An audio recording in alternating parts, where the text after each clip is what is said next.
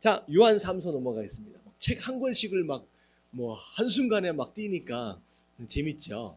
자, 요한 3서 1장 1절과 2절 말씀 같이 한번 읽어볼게요. 시작. 장로인 나는 사랑하는 가이오 곧 내가 참으로 사랑하는 자에게 편지하노라. 사랑하는 자여 내 영혼이 잘됨 같이 내가 범사에 잘되고 강건하기를 내가 간구하노라. 자, 이 요한 3서는 조금 요한 1서와 2서와 조금 차이가 있어요. 자, 이 3서에 중요한 세 사람의 인물들이 등장을 합니다. 그래서 요한이 세 명의 사람들에 대하여 언급하고 있는데 이 세 사람이 어떤 종류의 사람이냐라고 하는 것을 우리가 분별하면 좋을 것 같아요. 첫 번째 이야기하고 있는 가이오라고 하는 사람입니다. 자, 이 가이오는 특별하게 이 요한이 마음에 두고 있는 사람이에요. 사랑하는 사람입니다. 그리고 이 가이오에 대해서 굉장히 칭찬을 해줘요. 자, 내가 참으로 사랑하는 자다라고 얘기하면서 그러면서 2절 말씀은 우리가 너무나도 익숙하게 들어서 아는 구절입니다. 사랑하는 자여 내 영혼이 잘됨 같이. 여러분들 이 사람은 영적으로 이미 뭐 하고 있는 사람이에요? 잘하고 있는 사람이에요. 영적으로 이미 잘하고 있는 사람이 어떻게 보면 예배도 열심히 드리고 기도도 열심히 하고 신앙생활을 영적으로는 참 잘하고 있는 사람이에요. 자, 그래서 뭐라고 얘기하느냐? 내가 범사에 잘되고 모든 일들마다 잘 풀렸으면 좋겠고 건강했으면 좋겠다라고 내가 기도한다는 거죠. 여러분 이게 어떤 의미냐? 여러분 목사가 여러분 죄송한 이야기지만 성도들에 대하여 기도할 때 다 가정이고 사업이고 모든 것들이 다 잘 되면 좋겠습니다라고 기도할까요? 여러분 그렇게 기도한다라고 생각하시면 여러분 죄송합니다. 여러분 그렇게 기도하지 않습니다. 왜냐하면요, 목사가 기도할 때 한 사람 한 사람 기도할 때 무슨 생각을 하게 되냐면 하나님 이 사람은 복을 주면 안 될 것 같습니다 라고 생각하는 사람이 있어요. 하나님 이 사람은 사업이 잘 되면 오히려 신앙을 멀리 할 수 있을 만한 사람이다 라고 여겨질 만한 사람이 있어요. 오히려 이 사람은 건강해지면 오히려 하나님을 더 멀리 할 수 있는 사람이 있을 수 있다는 거예요. 여러분 목사는 목사뿐만 아니라 누가 봐도 알 수 있는 내용들이에요. 실제로 그런 사람들이 있고요. 좀 건강해지니까 좀 사업이 잘 되니까 오히려 예배 절을 안 나오고요. 오히려 신앙생활을 멀리하는 사람이 있다는 거예요. 오히려 차라리 조금 어렵고 조금 몸이 불편한 가운데 있을 때 더 간절하게 하나님 앞에 매달릴 수 있는 사람이 있어요. 여러분 이런 사람들은 목사가 형통하기만을 바라지는 않습니다. 근데 목사가 기도하면서 하나님 이 사람만큼은 참 잘 됐으면 좋겠습니다. 하나님 이 사람만큼은 사업이 좀 잘 됐으면 좋겠고 하나님 이 사람만큼은 건강했으면 좋겠습니다 라고 기도가 되어지는 사람이 있어요. 여러분 그 사람은 어떤 사람일까요? 영적으로 충실한 사람이에요. 그래서 어떤 복을 받아도 흔들리지 않을 수 있는 사람이 있다는 거예요. 어떤 건강이 있고 어떤 축복을 받아도 어떤 물질의 복을 받아도 이 사람은 끝까지 신앙을 지킬 수 있을 만한 사람이다 라고 하는 믿어지는 사람이 있어요. 그러면 목사는 뭐라고 기도하느냐? 하나님 이 사람한테는 물질의 복을 부어주시옵소서. 하나님이 건강하게 해주시옵소서. 하나님이 다 잘되게 해주시옵소서. 왜? 믿음이 있으니까. 뭐에 대한 믿음이 있어요? 내 영혼이 잘됨 가치에 대한 믿음이 있기 때문에. 여러분들 이왕이면 신앙생활 하면서 목사가 기도하든 누가 기도하든 여러분 이 가이오와 같은 이런 기도가 되어질 만한 사람 되시길 주님의 이름으로 축원합니다. 목사가 기도할 때 참 불안해요. 하나님 이 사람은 적절하게만 주시옵소서. 왜? 너무 복을 주시면 또 신앙생활 안 할까 봐서. 여러분 이런 게 얼마나 안타까운 기도가 되겠습니까? 무슨 얘기인지 아시겠죠? 이 말씀을 이 설교를 여러분 오해하시면 안 돼요. 손 목사는 기도할 때 복 안 주라고 기도하는 사람들도 있대. 여러분 제가 그런 의도가 아닌 거 아시죠? 여러분, 물질적으로 복을 받는 것보다 뭐가 더 중요해요? 영혼이 더 중요한 거예요. 여러분, 이 복 받아서 이걸 놓쳐버리면 이건 복이 아닌 거예요. 복이 되어져야지. 복이 뭐가 돼버릴 수 있어요? 재앙이 돼버릴 수 있어요. 그러면 그걸 구하는 것 자체는 잘못된 기도예요. 여러분, 말씀도 마찬가지잖아요. 제가 설교할 때도 다 복 받아라는 얘기를 하는 게 아니잖아요. 여러분, 이 가룟요한에게 이 요한이 기도하는 것처럼 여러분, 영적으로 먼저 단단해 주십시오.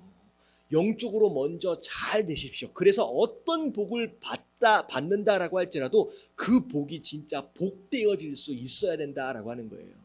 여러분, 그런 성도들 되어지시길 주님의 이름으로 축원합니다. 아멘. 자, 이게 굉장히 잘 설명한 것 같은데 오해하실 분은 없지요? 나는 아직도 오해를 한다. 손을 한번 들어보세요. 자, 없는 거예요. 우리 안에는 없는 거예요. 자, 이게 되게 어려워요, 이게. 자, 3절 말씀 같이 한번 읽어볼게요. 시작.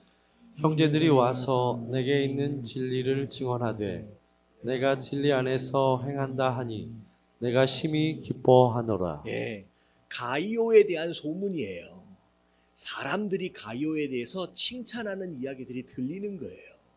그러면 이게 이 요한에게 있어서의 기쁨이 된다는 거죠. 여러분들도 마찬가지입니다. 내가 살아가고 있는 삶의 모습이 누군가의 입을 통하여 또 누군가에게 전해지고 있다는 거죠. 근데 전해질 때 좋은 소문으로 전해져야 된다는 거예요. 이 가이오처럼 누가 너무 참 선하게 살아가고 있다라고 하는 좋은 모델로서 소문이 이제 들어지고 있다는 거죠. 자, 내가 내 자녀들이 진리 안에 행한다함을 듣는 것보다 더 기쁜 일이 어디 있겠느냐. 사랑하는 자여, 내가 무엇이든지 형제 곧 나그네 된 자에게 행하는 것은 신실한 일이니. 자, 가이오가 잘한 것이 있는데 나그네에게 그렇게 대접을 잘해줬대요. 여러분, 이 나그네는 그냥 지나간 사람을 의미하는 것이 아니라 순회 전도자, 선교사들을 의미합니다. 이 당시에 많은 전도자들이 어떤 연고지가 없이 떠돌아다니면서 복음을 증거하는 거예요. 자, 복음을 증거하고 있는 그들을 대접하고 섬기는 일을 이 가이오가 너무 잘하는 거예요. 그래서 사실 우리 교회가 잘해야 될 사역 가운데 하나가 뭐냐면 선교사들을 섬기는 사역을 잘해야 돼요. 이게 복을 받는 길인 줄로 믿습니다. 그래서 저희가 이제 매해 이제 거듭되어져 갈수록 우리가 선교사들을 위해 후원이라든지 선교헌금이나 이런 것들을 점점점 늘려나가는 게 맞다라고 저는 믿고 있거든요. 그래서 밑에를 보니까 그들이 교회 앞에서 너의 사랑을 증언하였느니 떠돌아다니는 그 선교 전도자들이 순회 전도자들이 요한에게 와서 가이오에 대한 이야기를 해준 거예요. 와, 가이오 때문에 내가 극진하게 대접을 받았다. 쉴 곳을 얻었고 먹을 것을 얻었고 뭐 이런 내용이겠죠. 내가 하나님께 합당하게 그들을 전송하면 좋으리로다. 자, 이는 그들이 주의 이름을 위하여 나가서 이방인에게 아무것도 받지 아니면, 그러니까 복음을 증거한다라고 했을 때 믿지 않는 사람한테 대접을 받을 수가 없지요. 전도자들이 오히려 전도자들은 믿지 않는 사람들한테 핍박을 받고 탄압을 받고 어려운 일들을 당해요. 결국은 누가 누구를 대접할 수 있겠느냐는 거죠, 이들을. 자, 그러므로 우리가 이 같은 자들을 영접하는 것이 마땅하니 이는 우리로 진리를 위하여 함께 일하는 자가 되게 함이니라. 자, 결국은 선교사를 우리가 어떻게 대접하고 섬기느냐라고 하는 것을 따라서 우리가 그 사역에 뭐 하는 거예요? 동력하는 거예요. 동참하는 거라는 거예요. 여러분, 이걸 생각해야 되는 거예요. 그러니까 아프리카에 가서 복음을 전한다. 여러분들 너무 중요한 일이고 너무나도 하고 싶은 일이지만 모두가 나가서 할 수 있는 일들은 아닐 수 있다는 거예요. 하지만 내가 아프리카에서 헌신하고 있는 그 선교사를 내가 대접하고 내가 섬긴다라고 한다면 마치 내가 그 아프리카에서 섬기고 있는 것과 같은 동일한 사역이 되어질 수 있다라고 하는 것이죠. 그래서 우리가 선교사들을 섬기는 게 너무 중요하다는 거예요. 자, 그래서 1절부터 8절까지는 가이오에 대한 이야기를 하면서 우리가 선교사들을 어떻게 대접하고 섬겨야 되느냐라고 하는 거에 대해서 이야기를 하고 있는 것입니다. 자, 그리고 나서 두 번째, 자, 디오드레베라고 하는 사람이 있어요. 자, 9절 말씀을 볼게요. 시작. 내가 두어 자를 교회에 썼으나 그들 중에 으뜸되기를 좋아하는 디오드레베가 우리를 맞아들이지 아니하니. 자, 디오드레베라고 하는 사람이 있는데 이 사람은 으뜸되기를 좋아하는 사람이에요. 높아지려고 하는 사람. 아마도 이 당시 이 교회 안에서 최소한 장로 이상의 위치에 앉아 있는 사람인 것 같습니다. 어느 정도 강력한 영향력을 행사하고 있는 사람이에요. 심지어 우리를 맞아들이지 않는다라고 하는 것은 요한마저도 순회 전도자들 가운데 하나예요. 근데 순회 전도자들, 심지어 요한까지도 거부하는 사람이라는 거죠. 이상한 사람이에요. 그러면서 내가 가면 그 행한 일에 대해서 잊지 않고서 내가 이제 갚아줄 것인데 그가 악한 말로 우리를 비방한대요. 순회 전도자들에게 대해서 비방한대요. 오히려 부족해서 형제들을 맞아들이지도 아니하고 맞아들이고자 하는 사람들을 그 많은 가운데 오히려 그렇게 한 사람들을 어떻게 했다? 교회 밖으로 쫓아냈다는 거예요. 그러니까 이상한 사람이에요. 그러니까 선교하자라고 했을 때 선교에 대해서 거부하는 사람들에 대한 내용입니다. 자기 마음대로. 그리고 나서 사랑하는 자여 악한 것을 본받지 말래요. 그래서 그런 사람에 대해서 이제 어떻게 보면 이 교회 안에서 어느 정도 위치 안에서 영향력을 미치고 있는 사람이기 때문에 그들 스스로 이 사람을 쫓아낼 수는 지금 없는 것 같아요.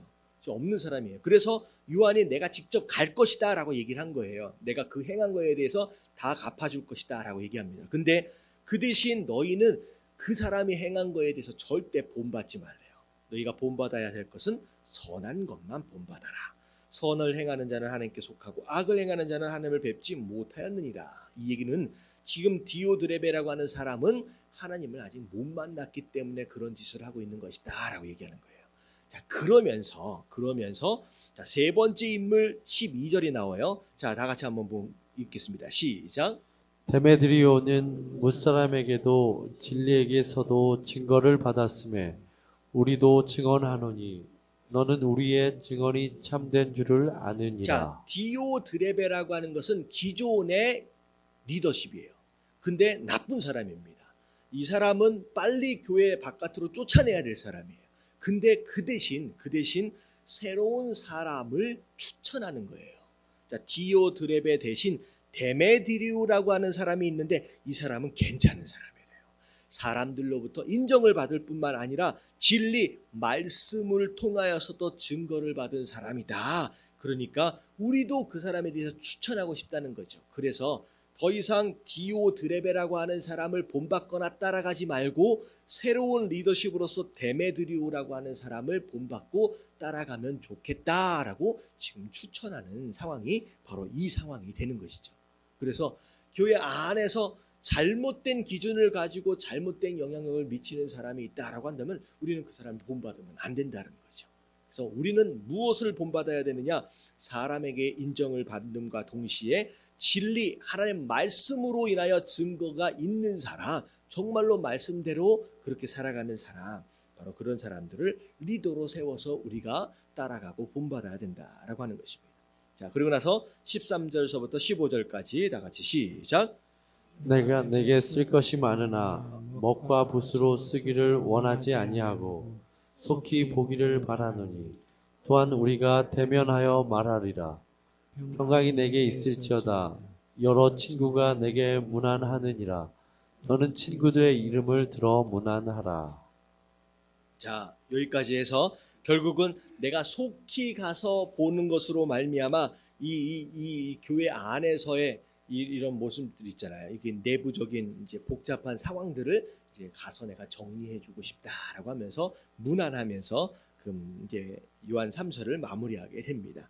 자, 그래서 결국은 이 요한 3서도 두 개의 축으로 지금 나눠지는 거예요. 두 가지를 얘기를 합니다. 첫 번째는 가이오에 대한 칭찬과 더불어 너희는 뭐 하라는 거예요?